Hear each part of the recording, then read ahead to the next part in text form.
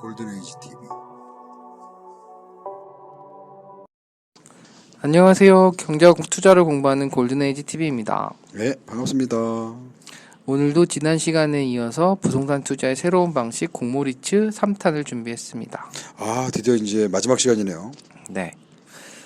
지난 11월 18일부터 20일까지 롯데리츠 다음에 NH 프라임 리츠도 일반 투자자 공모 신청을 받았는데요. 혹시 청약하셨어요? 아니요, 못했는데. 몰랐죠? 네, 몰랐는데.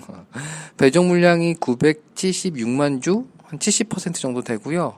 63대 1의 경쟁률을 보였다고 합니다. 야, 대박이네요. 네. 진짜 한번 뜨고 나니까 다 그냥 또 리치에 그냥 몰려가네요, 사람들이. 주당 공모가가 5,000원인데 청약 증거금만 무려 7조 7,499억 원. 부동산 리츠 쪽에 공모 신기록을 세웠다고 합니다. 그러니까요, 시장에 돈이 엄청나게 많아요. 시장에 흘러다니는 돈도 많고 상장은 12월 5일날 한다고 하고요. 얼마나 오를지 모르겠지만 뭐 그때 다시 뭐 주식을 사는 식으로 도전해보는 것도 방법이겠죠. NH 프라임 리츠는 기초자산이 서울스퀘어, 강남 엔타워, 삼성 서초사업 뭐 등등 대형 업무용 빌딩이라서 뭐 향후 수익성 측면에서 나쁘지는 않을 것 같습니다. 그게 이제 NH가 갖고 있군요, 서울스퀘어를. 뒤에서 좀 말씀드릴 건데 NH가 가지고 있는 NH 프라임 리츠는 재투자 리츠예요. 그래요? 네. 좀 다르군요. 보시는 건 신문 기사고요. 최근 들어서 약간 하락 추이를 보이고 있긴 하지만 올해 초부터 우리나라에 몇 개 없는 상장 리츠인 신한 알파 리츠하고 이리츠 코크랩이 수직 상승을 계속해오고 있습니다. 보시는 내용은 11월 6일자 서울경제 기사인데요. 신한 알파 리츠는 6일 오전 잠깐 9,100원까지 올라서 52주 신고가를 찍고 전날보다 0.67% 오른 9,070원에 마감을 했습니다. 또 그 다음날 7일에는 장중에 9,440원까지 기록하면서 연달아서 52주 신고가 경신을 계속하고 있고요. 이리츠 코크랩 역시 장중에 7,810원으로 52주 신고가를 최근에 경신했습니다. 마감도 7,780원을 마감을 했고요. 신한 알파리츠는 좀 뒤에서 상세하게 볼 건데 이리츠 코크랩 같은 경우에는 기업 구조조정 CR 리츠예요. 그래서 이랜드 계열의 NC백화점, 뉴코어 아울렛, 이천일 아울렛 등을 자산으로 한 리츠입니다. 사실 리치라는 게 이렇게 막 폭등을 해서는 되는 게 아닌데. 그렇죠. 우리 쪽 시장에서 어찌 보면 이게 새롭게 떠오르는 일종의 투자 자산으로 바뀌다 보니까 사람들이 너무 많이 몰려서. 그러니까 이게 새로운 건 아닌데, 그죠? 요즘에 뭐 저금리 저물가 1%대 적금 이자보다 훨씬 나은 배당 수익. 그 최근에 정부의 이런 활성화 정책도 한몫하긴 했는데, 특히 증시가 이제 워낙 지지부진하다 보니까 계속 이제 다른 거 새로운 상품에 몰리는 것 같아요. 그렇죠. 왜냐하면 증시가 계속 1900까지 갔다가 최근 2100까지 올라오긴 했지만 다시 또 내려가고 한번 내려가고 왔다 갔다 하니까. 그리고 주식 투자 조금씩 해보신 분들은 다 거의 다 개미들은요, 거의 제가 보기엔 99%가 물려 있어요. 뭔가에. 저도 그렇고요. 수익 내기가 상당히 어려운 시장인데 거기다가 이거 어쨌든 공모 주식이다 보니까 돈이 좀 여유가 있으면 조금이라도 받으면 20, 30% 그냥 먹는다라고 생각을 하니까. 그리고 우리나라가 좋아하는 부동산도 포함이 돼 있다고 하니 그렇죠. 관심이 갈 수밖에 없고. 근데 문제는 이제 이런 과열 양상, 항상 문제 있죠. 과열 양상은 사실 이제 이게 배당주잖아요. 어떻게 보면 배당이죠. 배당이 중심이어야 되는데 오히려 단기 투기성 자금들이 몰려서 시세차익 중심으로 거래가 이루어지면 이게 부동산 가격이 또 올랐다 내렸다 제재가 있다 없다 따라서 등록폭이 커지다 보면 본연의 이제 배당주로서 안정적인 수익을 내는 이런 투자 성격을 흐릴 수 있는 문제점도 있는 것 같습니다. 아마 그래서 지금은 이 리치에 관심을 가지는 저희 방송을 듣고 계신 많은 분들께서 좀 생각을 해보셔야 돼요. 그냥 공모주로 들어가는 건 제가 보기엔 무조건 추천입니다. 공모주는 합리적인 가격으로 될 거고요. 그리고 공모주는 배당 수익률이 딱 정해져 있어요. 그래서 공모 주식을 받으면 되게 좋은데 결국은 공모 양이 적다는 거죠. 너무 많이 모이니까. 작습니다. 예. 그런데 기존에 있는 리츠주 올라가 있는 걸 살 거냐? 요거는 좀 생각을 해봐야 돼. 왜냐하면 생각보다 배당 수익률이 안 나옵니다. 웬만큼 삼성전자 배당 수익률보다 안 나올 수도 있어요. 그러니까 그런 거 저런 걸 좀 생각을 해서 리치의 핵심은 역시 배당이다. 안정적으로 지속적으로 오랫동안 꾸준한 배당하시다. 이익을 낼 수 있는 그런 거에 좀 감안을 해서. 하지만 리츠가 어느 정도 조정이 되고 나서 적정한 가격에 데려오면 꽤 괜찮은 자산입니다. 지금도 아주 매력은 있고요. 그럼 이제 현재 공모 리츠에 몰리고 있는 자금 시장을 좀 보려고 하는데요. 유동성 측면을 보면 기준금리가 최저치를 기록하면서 시장에 넘쳐나고 있는 건 맞는 것 같습니다. 왼쪽 그래프는 LF, 예전에 M3라고 불렸죠. LF의 평장 그래프인데요. 잠깐 이제 통화 유동성 관련돼서 지표를 말씀드리면 M1, M2, M3, 아까 LF라고 말씀드렸던, 그리고 L, 뭐 이렇게 네 가지가 있는데 돈이 얼마나 돌고 있는지 알 수 있는 지표들입니다. M1은 현금하고 결제성 예금을 합친 걸 M1이라고 부르고요. M2는 아까 말씀드린 M1의 2년 미만 금융상품, 그리고 M3는 아까 말씀드린 M2의 2년 이상 금융상품, 그리고 L은 M3의 채권하고 어음을 분류해서 포함시킨, 뭐 이렇게 분류를 하고 있고요. 주로 유동성 하면은 대표적으로 M3를 말합니다. 보시면 M3 평균 잔고가 지속 상승 중에 있죠. 전년 대비 증가율도 YOY를 보셔도 뭐 최근 뭐 금리 인하 기조도 있고 이게 성장이 좀 둔화된 흐름에 따라서 뭐 이쪽 부분 유동성은 급격히 증가하는 걸 볼 수가 있습니다. 글로벌 경제 성장률이 하락하고 있고 자산 운용 수익률도 악화되다 보니 투자는 아무래도 안전자산에 돈을 이렇게 좀 몰려고 하는 경향도 생길 수밖에 없고, 그렇다고 부동산을 하자니 또 제재도 많고 세금 이슈도 있으니 아무래도 리츠에 좀 집중하는 현상이 나오는 게 아닐까 싶습니다. 그러니까 이게 결국은 뭐 부동산 시장 좀 안정화하기 위한 아주 좋은 방법이기도 해요. 이것 때문에 시장에 돈이 흐르는 걸 어딘가에 좀 모아야 되는데, 이게 이제 문제는 뭐냐, 주식이라든지 다른 대치자산도 좀 같이 하면서 이게 몰리면 좋은데 리츠에만 몰리게 되면 리츠 자체가 갖고 있는 장점보다는 이걸 아까 얘기했던 투기성 자산으로 바라보게 되고, 그게 또 악순환을 발생을 시켜서 이게 우리가 의도하지 않게 여기에 또 제재가 가해지고 여러 가지 문제가 발생할 수 있는 여지가 없다고 말할 수 없을 것 같아요. 최근에 우리 정부에서 여러 가지 정책적인 액션을 취하는 거 보면 좀 답답한 게 많거든요. 그렇죠. 이런 유동 자산들이 사실은 건설적인 측면에서 어떤 투자나 설비 투자, 시설 투자 뭐 이런 걸로 연결이 돼야 되는데, 이렇게 투자가 안 되고 계속 그 현금성 자산으로 남겨져 있다는 얘기는 어쨌든 투자할 데가 없다. 뭐 결론은 그거거든요. 그렇죠.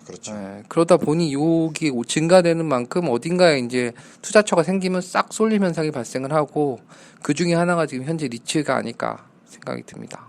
그래서 또 많은 사람들이 더욱더 리츠에 어쨌든 돈이 풀리니까 지금 사도 늦지 않을까 생각을 하는데 조금 조심하시긴 하셔야 될 것 같다. 그런 얘기 드리고 싶습니다. 그리고 이제 또 하나의 투자를 이끌고 있는 주체가 연기금이죠. 연기금이 최근 뭐 증시 부진, 뭐 저금리 이런 것 때문에 투자 대상을 좀 다변화하려고 하고 있습니다. 그래서 수익률 제고를 위해서 대체 투자 비중을 계속 확대한 추세인데요. 보시면 대체 투자 비중이 2014년도에 13.6%에서 2018년 말에는 16.4%로 확대가 됩니다.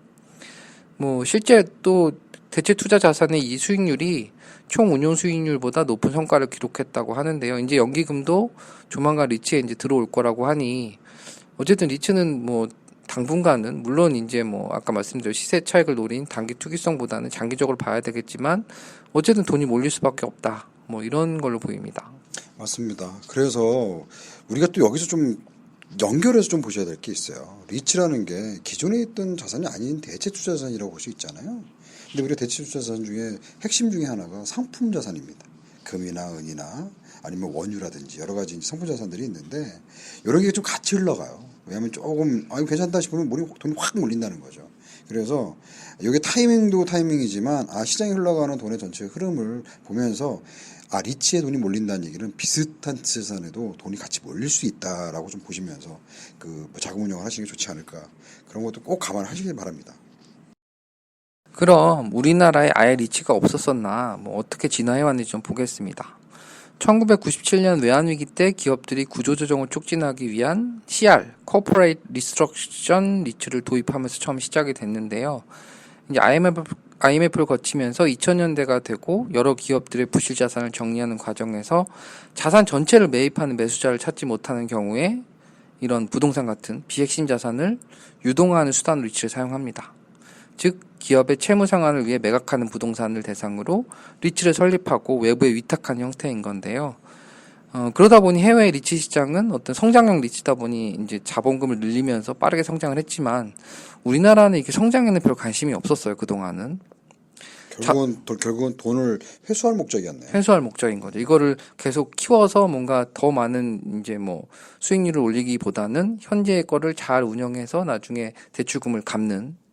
이제 자산 규모를 봐도 이제 2002년도 5,584억을 시작으로 해서 2018년도에는 약 40조 원 수준까지 오기는 왔지만 또 이게 대부분 3호 리츠거나 자산 유동화 성격의 위탁관리 리츠여서 금융시장에서 뭔가 리츠에 투자한다 이거는 거의 어려웠죠.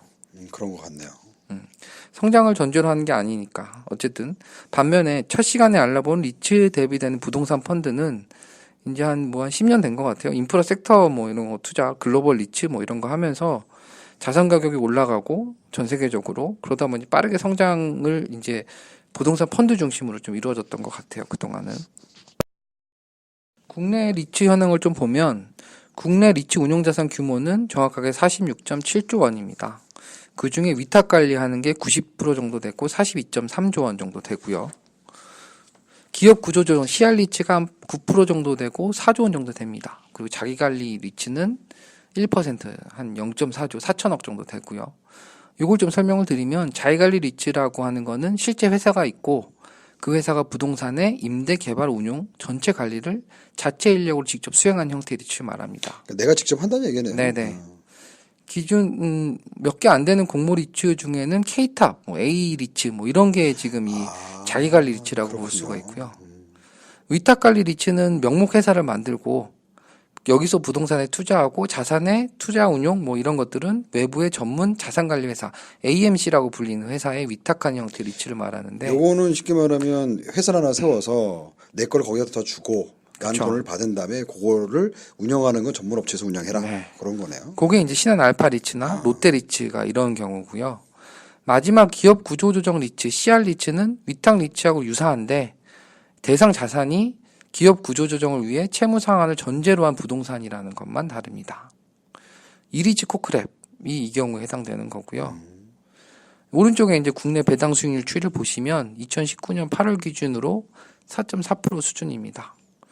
이거는 전체 사모펀드까지 포함된 거기 때문에 주가가 그렇게 많이 반영되지는 않았지만 최근에 주가가 오르면서 이런 부분도 좀 낮아지는 영향을 좀 받게 되죠. 그래도 4.4%면 아직 낮다고 보기는 어렵고 우리 계속 수익 이자가 떨어진다고 생각하면 금리가 떨어진다고 생각하면 아직도 매력적인 수준이긴 한데 근데 이 사람들이 생각할 게 꼭 있어야 될 게 이 리츠도 근본적으로는 가격이 빠질 수도 있잖아요. 빠질 수도 있죠. 그러니까 적정 가격과 적정 배당률을 항상 고민을 하고 거기에 들어가야지 얘를 갖고 우리가 계속 반복적으로 얘기하자면 이 가격이 올라갈 거라고 생각을 해서 이 주가가 올라갈 거라고 생각을 해서 들어가는 건 조금 조심해야 된다. 그렇죠. 부동산 가격이 딱 타격을 받거나 어떤 정부의 정책 때문에 부동산 가격이 떨어지면 많은 사람들이 또 이 주식을 팔 확률이 높거든요. 그렇죠. 주식처럼 사실은 주식보다는 배당의 성격이 좀 짙은데 그렇기 때문에 주가는 떨어지게 되고 거기에 이제 타격을 좀 받을 수 있겠죠. 이제 리츠 공모 리츠 상품을 좀 볼 건데 대표적인 성장형 공모 리츠인 신한 알파 리츠입니다. 그림 보시는 판교 크래프톤 타워와 용산 더 프라임 빌딩 같은 오피스 빌딩을 자산으로 가지고 있고요. 이제 왼쪽 보시는 판교 크래프톤 타워는 원래 주인이 LH공사였대요. 프로젝트 파이낸싱으로 판교 부동산 개발에 나섰던 사업자가 LH의 땅값을 제때 못 냈다고 해요. 그래서 이 건물을 LH공사에 넘겨줬고 LH공사는 그걸 이제 신한 리츠 운용에 넘기면서 리츠로 이제 변경이 되는 히스토리가 있고요. 여기 이제 판교 크래프톤 타워는 판교역하고 연결되어 있고 네이버, 스노우, 부지, 신한금융투자 같은 우량 임차인을 다수 확보하고 있다고 합니다.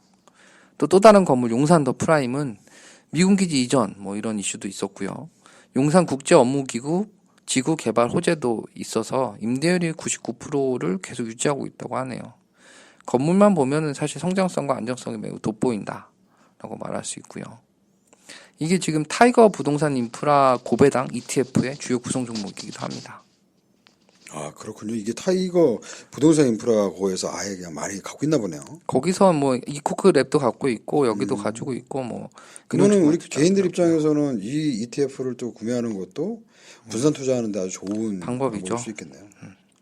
그리고 배당 수익률 같은 경우는 주가가 워낙 급등해서 현재는 한 3.5% 정도로 축소되어 있고요. 와, 그럼 많이 빠졌네요. 맨 처음에 한 6% 이상 생각을 했었는데. 그리고 배당 수익 같은 경우는 두 자산의 임대율이 거의 99.7% 수준이라서 또 여기가 이제 계약 조건이 임대료가 연간 한 2.3에서 2.5%씩 인상되는 조건이라고 합니다.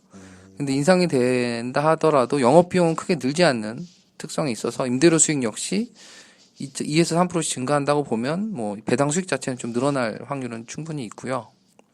또 저번에 리츠 상품 평가하는 방법을 좀 말씀드렸는데 주식에 이제 PER, 포하고 대비되는 게 PFFO인데 이게 뭐 배당 가능 이익의 주가 대비 얼마냐라는 걸 보는 지표긴 한데요. 주가가 워낙 많이 올라서 23배 수준입니다, 현재는.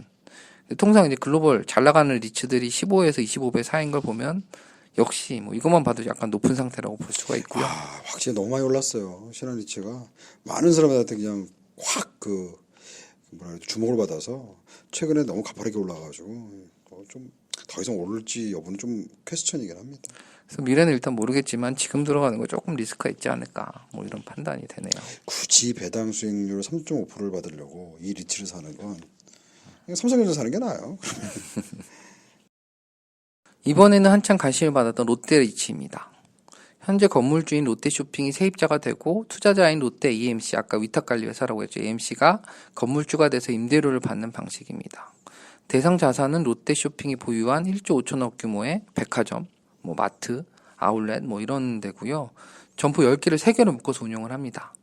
그래서 여기는 연간 6.3에서 6.6% 내외의 배당 수익을 투자자들에게 제공하겠다라고 예정을 발표한 상태고요. 대상 자산은 이제 3개 트렌치로 나눠서 임대차 계약을 합니다. 그래서 만약에 하나의 트렌치가 만기가 돼도 나머지들은 유지가 될 수 있도록 리스크를 좀 완화시키는 역할을 했다고 하고요. 이제 이거 보다 보니까 사실 리츠도 부동산 투자랑 유사하게 이제 뭐 자산이 있는 위치의 유동 인구나 뭐 역세권인지 뭐 임차인이 가지고 있는 사업에 대한 뭐 영속성, 이익 뭐 이런 것들을 보더라고요. 다른 쪽에서 분석해 놓은 걸 보면. 그래서 여기도 좀 보면 롯데백화점 이제 34개 롯데백화점 매출 순위를 봤는데 이번에 이제 롯데리츠의 대상 백화점을 보시면 창원은 8위, 광주는 9위, 강남은 16위, 구리는 19위 정도 이렇게 높은 수준은 아닙니다. 그리고 신장률도 높지 않고 뭐 어디는 역신장도 있어서 이쪽 임차인들이 좀 걱정이 되긴 하는데 설마 롯데백화점이 문이 닫진 않을 거다라고 이제 생각하고 투자를 해야 되지 않을까 싶기도 하고요. 뭐 보시면 PFFO나 PNAV는 아직 결산이 안 돼서 추정치로만 이제 확인을 할 수가 있고요. 근데 이게 롯데리츠를 약간 처음 상장할 때 이 좀 퀘스천을 좀 많이 가지고 계셨던 분들이 몇 분 계셨는데 그게 바로 요것 때문에 그렇습니다. 알짜가 좀 빠진 거 아니냐. 그렇죠. 본점하고 잠실점이 진짜 알짜인데 얘네가 빠진 거 아니냐라는 게 하나 있었고요. 또 하나는 이 롯데가 궁극적으로 이걸 하려고 하는 목적이 뭐냐. 그거에 대한 약간 의심이 좀 있었어요. 그리고 유통 쪽 리츠가 가장 많이 좀 처음에 시작하다 보니까 그런 게 있었는데 최근에 미국도 유통 시장들이 많이 무너져서 뭐 신세계 같은 경우나 뭐 롯데도 마찬가지지만 뭐 그 회사의 그 기업 가치라든지 이런 걸 좀 저평가받고 있는 그런 수준에서 보면 요 리츠가 향후에 발전성이 있느냐. 근데 그런 거에 대한 퀘스천은 있지만 제가 항상 말씀을 드리지만 리츠는 배당주입니다. 배당주기 때문에 이게 반값이 나도요 10년만 갖고 있으면 2배예요. 그렇죠. 뭐 그런 식의 접근을 하셔서 안정적으로 배당을 받겠다라고 해야지 이거를 갖고 뭐 단기간에 어떤 큰 수익을 올리겠다라는 거는 약간은 조금 다른 얘기인 것 같아요. 그럼 앞으로 상장할 리츠를 좀 보려고 합니다. 이게 가장 흥미진진할 것 같은데요. 앞서 NH프라임 리츠는 이미 공모를 했고 빅히트를 쳤다고 말씀드렸고요. 이 NH프라임 리츠 같은 경우에 다른 공모 리츠와는 달리 아까 말씀드린 대로 실제 부동산이 아니고 서울스퀘어, 삼성물산 서초타워, 강남 N타워, 잠실 SDS 타워에 투자한 펀드하고 리츠 4개의 지분 일부를 기초 자산으로 해서 배당을 받고 이를 투자자에게 재분배한 형태의 재간접 리츠라는 것만 알아두시면 될 것 같고요. 그럼 내가 그러면은 결국은 거기에 있는 문짝 하나 이런 거 갖고 있는 건 아니네요. 이거는 아닙니다. 아깝네. 문짝 하나 가지고 있거든요. 했더니. 근데 가지고 있는 사람의 뭐 빌려줬다라고 얘기하면 되겠죠. 그러니까 어쨌든 내가 갖고 있는 건 아니잖아요. 또 이제 이지스 자산운용에서 서울 태평로 빌딩하고 신세계 제주호텔에 간접 투자하는 공모 리츠 뭐 이것도 지금 준비하고 있고 이게 이제 이지스 밸류 플러스 리츠고요. 임대주택, 이제 부평구에 있는 임대 아파트를 대상으로 하는 공모 리츠인 이지스 레지스턴스 리츠를 내년도에 좀 준비를 하고 있다고 합니다. 부평구면 어떨지 모르겠지만 어쨌든 임대 아파트라고 하는 거면 5천여 가구가 어떤 식으로 운영되는지 모르겠지만 요거는 조금 관심 있게 봐야겠네요. 네, 주택 요거 리츠니까. 정보가 그렇게 많지는 않은데요. 이번에 사실은 아까 말씀드렸던 이지 밸류 플러스 리츠는 이번에 사실 상장하려고 했다가 좀 연기가 된 케이스라서 뭐 이것도 같이 영향을 받지 않을까 싶긴 합니다. 같은 이지스 쪽에서 운영하나, 네. 이지스 자산운용에서 운영하나 보네요. 그리고 코람코 자산신탁은 SK네트워크스 직영주유소 193개를 담은 공모 리츠를 내년 하반기에 상장한다고 발표를 했고 실제 현대오일뱅크하고 주유소 매입 관련된 MOU를 체결했다고 합니다. 그리고 올해 초 상장을 철회했던 홈플러스 리츠도 최근 공모 리츠 분과 함께 재검토한다는 소문만 현재 있고요. 현재 지금 홈플러스 홀딩스, 홈플러스 스토어즈 이 세 개 회사 합병을 현재 추진하고 있다고 하고요. 야, 그러면은 어쨌든 간에 당장 눈에 보이는 것만 해도 다양하네요. 그냥 유통 리츠도 있고, 뭐 오피스 SK 리츠도 같이, 있고요. 그러니까 그렇죠. 오피스도 있고, 거기다가 뭐 아까 얘기했던 레지던스 같이 이제 임대 아파트에 대한 주거용 리츠도 있고, 뭐 주유소 같은 좀 특이한 방식의 리츠도 있어서. 주거용 리츠는 사실 조금 나중에 될 거라고 생각했는데 생각보다 이렇게 빨리 이런 것들이 진행이 되고 있는 거 보고 좀 놀랐고요. 그러니까요. 그래서 이거 다음번에 저희가 좀 스터디를 해서요. 특히 여기 레지던스 리츠 같은 경우에는 요 들으시는 분들이 향후에 좀 계속 관심을 저희도 많이 가지시고 있으려고 그래요. 왜냐하면 이건 규모가 5천 세대라고 하지만 향후에 리츠가 좀 더 활성화되면 아마 이게 한 500세대. 뭐 500세대만 해도요. 한 3억짜리 아파트 500세대면 1,500억이에요.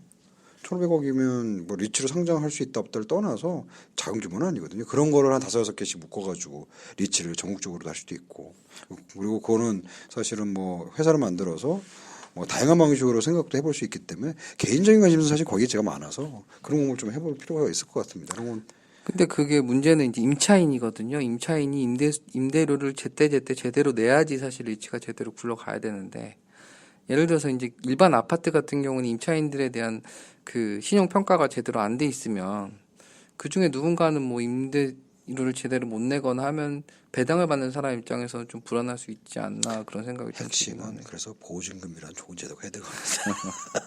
보증금 제도가 있고 또 하나 중요한 게 그 아파트나 이런 레지던스나 이런 그 임대 아파트의 핵심은 제가 말씀드렸잖아요. 향후에 이거를 판매할 수 있는 조건부로 가거나 이런 여러 가지 방법들이 있어요. 그래서 오피스 같은 경우에는 오피스를 구매하기가 개인 회사들 구매하기 거의 불가능해요. 너무 규모가 크고 금액도 크기 때문에. 그래서 사실 리츠 시장이 오피스 중심으로 활성화되는 거는 자연스러운 현상이거든요. 그런데 아파트나 이런 것들은 판매라는 것이 있기 때문에 오히려 이게 향후에 혹시나 경기가 안 좋아서 진짜 그 아파트가 여러 가지 뭐 분양이 안 나거나 이랬을 경우에 리츠 형태로 그게 되게 활성화될 수도 있습니다. 그래서 그런 거를 좀 더 많이 스터디도 좀 하고 우리가 저희가 준비를 하면 정말 좋은 기회가 있지 않을까 싶은 생각을 해보기도 합니다. 지금까지 왜 우리나라 리츠가 어떻게 성장해 왔는지 성장 흐름하고 대표 공모 리츠 몇 개 그리고 상장 예정 리츠를 좀 알아봤습니다. 가격이 너무 비싸고 거기에 대출 규제부터 세금까지 개인이 부동산을 투자하는 것은 점점 어려워지고 있는 현실인데요. 커피 한 잔 값에 건물 아주 일부를 살 수 있는 그리고 임대 수익을 안정적으로 올릴 수 있는 공모 리츠는 앞으로 계속 성장할 것으로 보이고요. 저희도 계속 관심을 가지려고 합니다.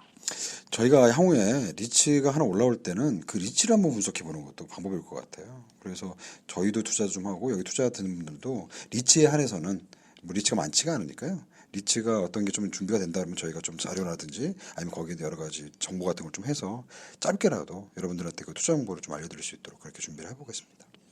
경제와 투자를 공부하는 시간 다음 시간에 조금 더 재미있는 내용으로 찾아뵙도록 하겠습니다. 감사합니다. 예, 감사합니다. 골든에이지 TV